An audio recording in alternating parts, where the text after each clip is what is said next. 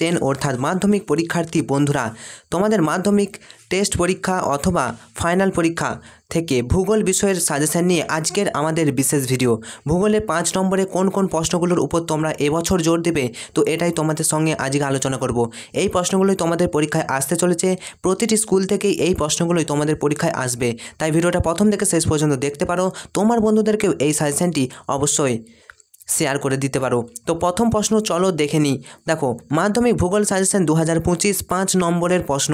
5 নম্বরের জন্য দেখো অধ্যায়ভিত্তিক তোমাদের জন্য আজকের প্রথম প্রশ্ন দেখো, বহির্জাত প্রক্রিয়া ও তার ফলে সৃষ্ট ভূমিরূপ থেকে।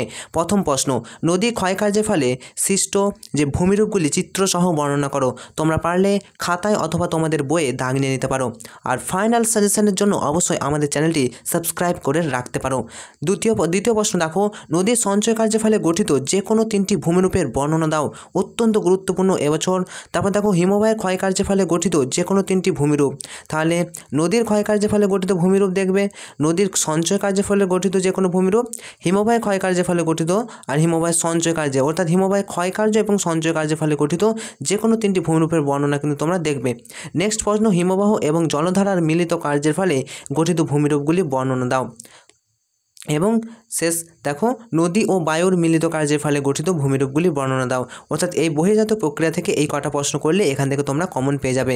নেক্সট প্রশ্ন আমরা চলে আসছি বায়ুমণ্ডল থেকে। তো দেখো, তোমরা আশা করি বুঝতে পেরেছ, ভিডিওটা পজ করে দেখতে পারো। এরপর বায়ুমণ্ডল থেকে কী কী প্রশ্ন আসতে পারে দেখে নাও। প্রথম প্রশ্ন, বায়ুমণ্ডলে উষ্ণতার তারতম্যের কারণগুলি ব্যাখ্যা করো। এই প্রশ্নটি অত্যন্ত গুরুত্বপূর্ণ। তারপর দেখো, বায়ুমণ্ডলের স্তর বিন্যাস করে যে কোনো 2টি ভাগ সম্পর্কে আলোচনা করো, অথবা উচ্চতা ও উষ্ণতার তারতম্য অনুসারে বায়ুমণ্ডলের স্তর বিন্যাস করো। নেক্সট প্রশ্ন, বায়ুমণ্ডলের স্তরগুলো খুবই ভালো করে দেখবে। এছাড়াও লাস্ট মিনিট দেখো, ওজোন গ্যাস কী, খুব গুরুত্বপূর্ণ একটি প্রশ্ন। এবং ওজোন গ্যাসের কিভাবে উৎপত্তি ও ধ্বংস হয়, ওজোন গ্যাসের গুরুত্ব মোস্ট ইম্পর্ট্যান্ট প্রশ্ন। আচ্ছা, নেক্সট, বায়ুমণ্ডলে উত্তপ্ত হওয়ার পদ্ধতিগুলি সংক্ষেপে লেখো, অথবা একই সঙ্গে বায়ুমণ্ডলের উষ্ণ হওয়ার পদ্ধতিগুলি কী কী, অত্যন্ত গুরুত্বপূর্ণ। আচ্ছা, নেক্সট সবচেয়ে গুরুত্বপূর্ণ প্রশ্নটি দেখো, মৌসুমি বায়ুর সঙ্গে জেট বায়ু প্রবাহের সম্পর্ক আলোচনা করো। বায়ুমণ্ডলের চাপের তারতম্যের কারণগুলি আলোচনা করো। এছাড়াও বায়ুমণ্ডলের চাপ বলয়ের সাথে নিয়ত বায়ু প্রবাহের যে সম্পর্ক, এটা আলোচনা করো। তো পারলে তোমরা খাতায় লিখে প্র্যাকটিস করো, খুব ইম্পর্ট্যান্ট এই প্রশ্নগুলো।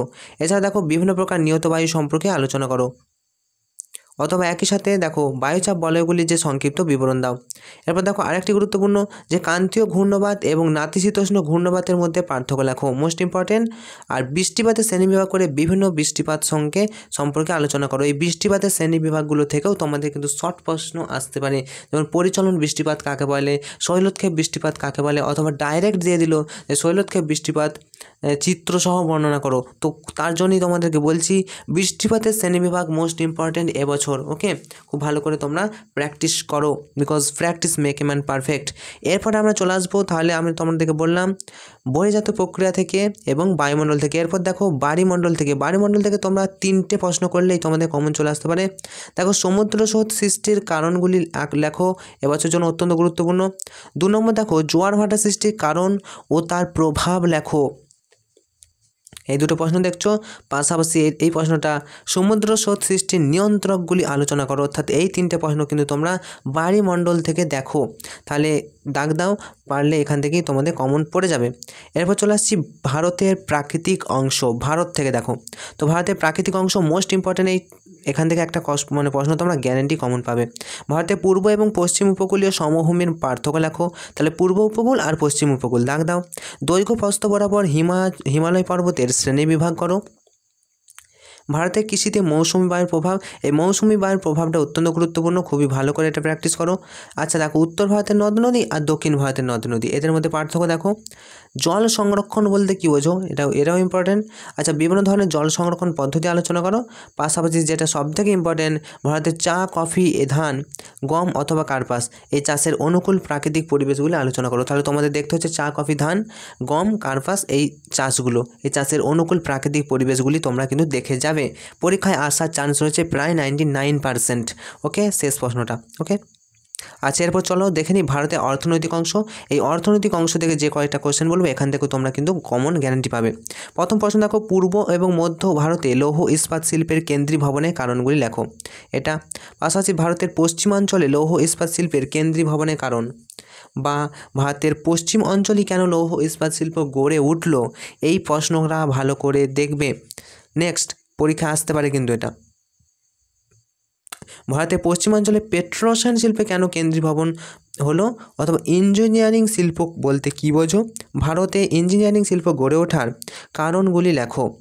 এবং নেক্সট আরেকটি প্রশ্ন, ভারতে নগর গড়ে ওঠার কারণগুলি লেখো, অথবা নগরায়নের সমস্যা বা কুফলগুলি লেখো। তো এখান থেকে ভারতের অর্থনৈতিক থেকে অংশ থেকে এখান থেকে তোমরা একটা প্রশ্ন কিন্তু কমন পেয়ে যাচ্ছ। তো এই ছিল তোমাদের জন্য আজকের আমাদের বিশেষ ভিডিও ভূগোল থেকে। তোমরা অন্যান্য ইতিহাস ভূগোল এর পাশাপাশি বাংলা ইংরেজি ইতিহাস ভূগোল এছাড়াও তোমাদের 7টি সাবজেক্ট আছে, প্রত্যেকটি সাবজেক্টের সাজেশন পেতে আমাদের চ্যানেলে নতুন হলে চ্যানেলটা সাবস্ক্রাইব করে পাশে থাকা নোটিফিকেশান অল সিলেক্ট করে রাখতে পারো। দেখো, শেষ মুহূর্তে গাধার মতো পরিশ্রম না করে স্মার্টভাবে পড়াশোনা করো আর স্মার্টভাবে পরীক্ষাকে এনজয় করো, কারণ আমাদের চ্যানেল নাম এনজয় এক্সাম। সবাই পরীক্ষা ভালো হোক, সবারই পরীক্ষা ভালো হোক, এই শুভকামনা জানিয়ে আজকের মতো ভিডিওটা এখানেই শেষ করছি। আমি তোমাদের সাথে ছিলাম সুরজিৎ কর্মকার, তোমাদের সুরজিৎ স্যার। তো প্রত্যেকের পরীক্ষা ভালো হবে এই শুভকামনা জানাই। Enjoy exam, all the best.